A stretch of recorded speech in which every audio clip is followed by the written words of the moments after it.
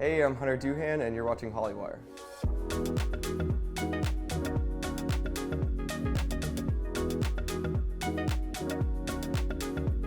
Hey Hollywire, we have Hunter Doohan in the studio with us today. Hey Hunter. Hey, how you doing? I'm good, how are you? Good, thanks for having me. Well, let's play a game, because I want fans to get to know you better. My weirdest guilty pleasure is? I've been watching a lot of Lego Masters.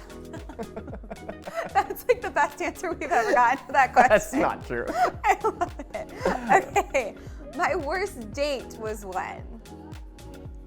I can't go into the real story, but I did used to have this thing when I was like in junior high school.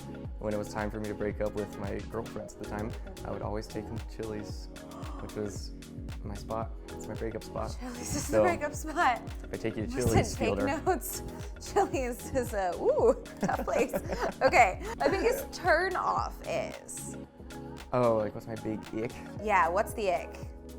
Probably, I've had like every kind of like day job you can have when I first moved to LA, and one of them being a waiter. So if we go on a date or we go out as friends or anything and you're rude to the waiter, I'm like, I know you're a dick. Ick. Yeah. That's a big ick. I agree with that. I couldn't live without? My cat, Biddy. Is it a boy or a girl? Boy. Oh, so cute. I feel like you have so much going on right now. The world is like obsessed with you. How is it? Jenna. How has it felt watching your show blow up on Netflix? It's been insane. I mean, we were like, oh, I hope it's like a hit so we can maybe do more. And then it was like breaking records. I mean, we just honestly didn't expect it to be like this at all. So crazy because you guys all basically picked up, moved to Romania, were there for such a long time, and now cut to today, it's like people are sitting in their living rooms watching all of this come to life, obsessed with this world. What was it like for you guys to be on set, like actually creating all of this?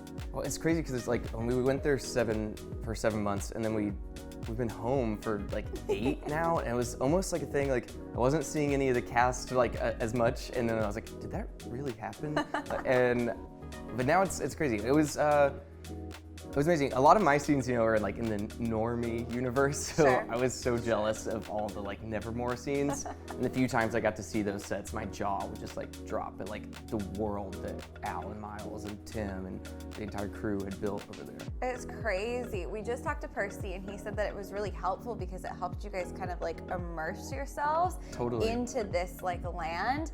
I asked him if he went to Nevermore in real life, where he thought he would fit in. And I know you were a normie. Yeah. But where do you think you would fit in at Nevermore?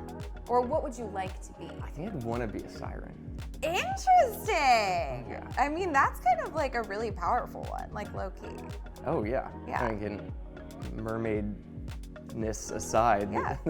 they've got their powers of persuasion and those cool eyes. I've always been jealous of people with blue eyes in general. Same. Yeah. Blue eyes are just like cooler. You guys are really lucky.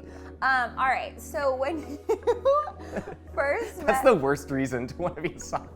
I just want the eyes. Yeah. Who has blue eyes? When you guys were first shooting, you and Jenna, how did you guys kind of like figure out your vibe and your banter when the cameras weren't rolling? Because I feel like on the show, when you're watching it, even though you guys kind of play the long game, it's slow and steady, there's like a real spark between your characters. I mean, off camera it's super easy because Jenna's so lovely. I mean, we met for coffee in Burbank before we ever went to Romania.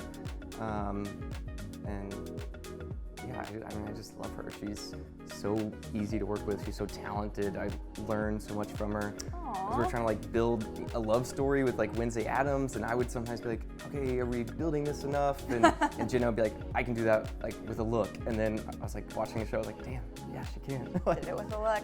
No, it's crazy because your character manages to bring out like a slightly softer side. I mean, soft is like not a word you can use to describe the character, but just enough that like as an audience, you're like, wow, there's something going on between these two.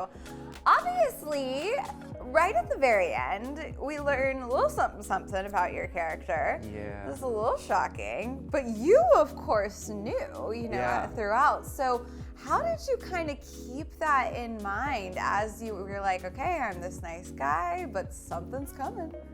Well, I wanted it to be like, I mean, obviously from Tyler's point of view, it's like, he's just trying to sell the lie the whole time. And so I never wanted it to be like winking, that like, oh, I'm really the hide. Yeah, exactly. Like mustache twirly. So I just played those scenes like, he's really trying to win her over every time. And I didn't feel like I needed to either because the scripts were so smart. And like, if you look back, you can see, every time the monster shows up, Tyler knew Wednesday was gonna be there. And so you can put the pieces together, and like people have found, I've seen like TikTok videos of people are so smart, and like when she has the vision at the dance, they like paused it on the exact moment she bumps into me and has the vision. Like, so people are like putting all the pieces together, which is really fun to watch. Thank you so much for being here. You guys, we have had Hunter in the studio. You're watching Hollywire, and we will see you next time. Bye.